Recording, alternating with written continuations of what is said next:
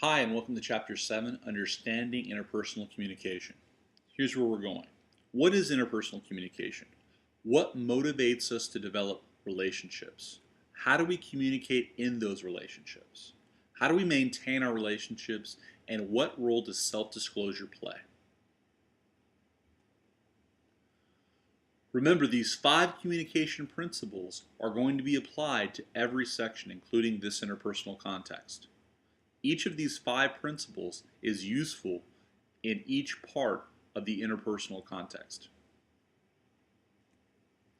What is interpersonal communication? Interpersonal communication occurs simultaneously with another person in an attempt to mutually influence each other, usually for the purpose of managing relationships. What is impersonal communication? It's communication that treats people as objects, or that responds only to their roles rather than to who they are as unique people. What is mutual influence? Because that's a really important part of our definition of interpersonal communication. Mutual influence is our ability to influence our relational partner in the direction we desire. Interpersonal communication improves relational quality and helps us manage the relationship. Do you manage relationships of choice the same way you manage relationships of circumstance? Be able to apply the 5 principles to each of these kinds of relationships, both relationships of choice and relationships of circumstance. Relationships of choice might include friends, romantic partners, and spouses. Relationships of circumstance might include family, teachers, classmates, and coworkers. A relationship that forms situationally, simply because one life overlaps with another in some way, is a relationship of circumstance. A relationship that is sought out and intentionally developed is a relationship of choice.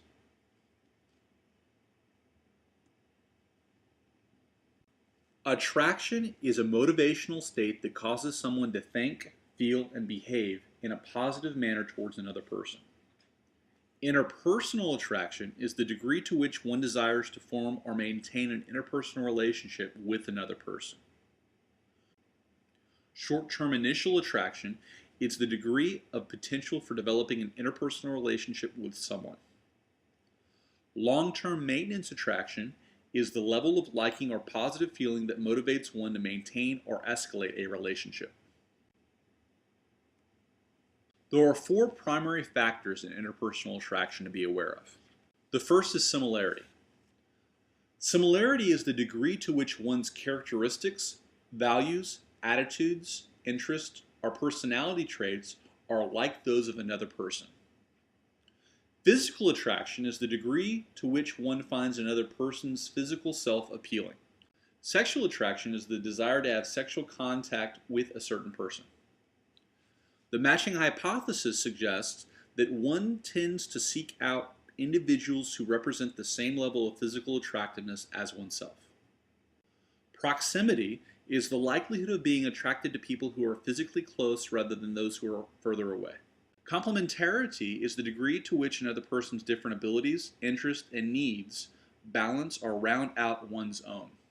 With similarity, our attraction might increase if our characteristics, values, attitudes, interests, and personality traits are similar to those of another person.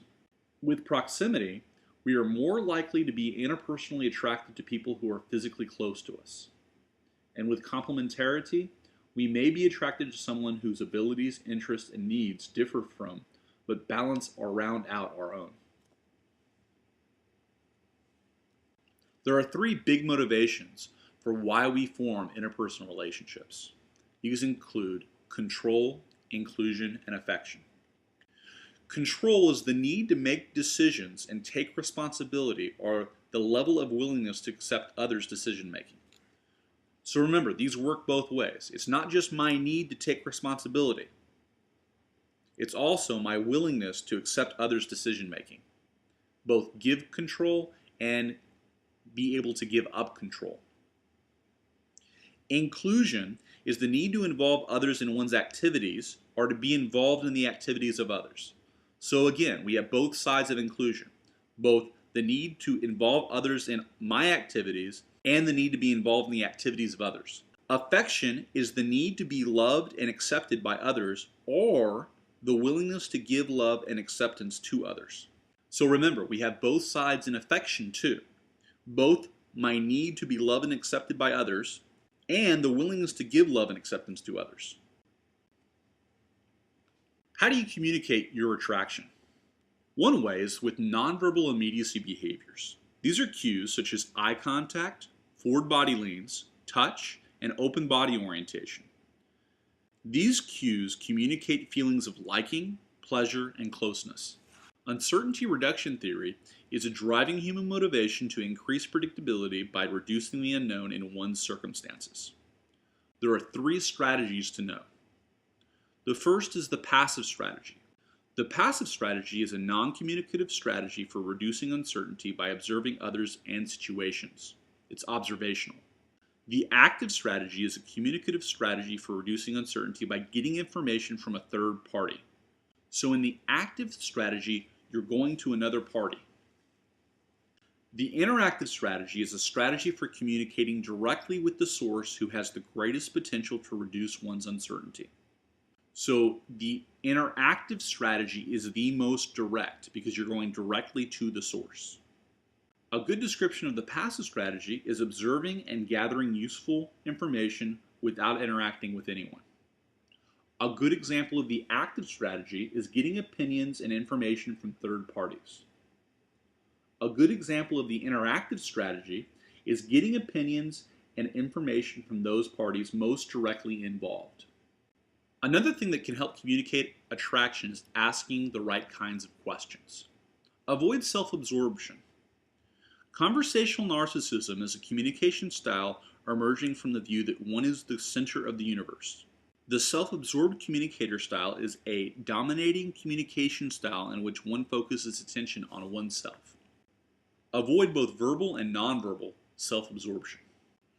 British linguistic scholar Janet Holmes calls compliments social lubricants.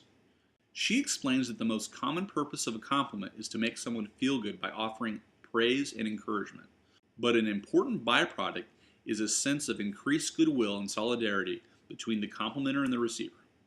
Research shows that compliments between romantic partners can enhance self-esteem and are viewed as a form of intimate talk, and that the sharing of positive feelings is linked to how satisfied partners are with the relationship.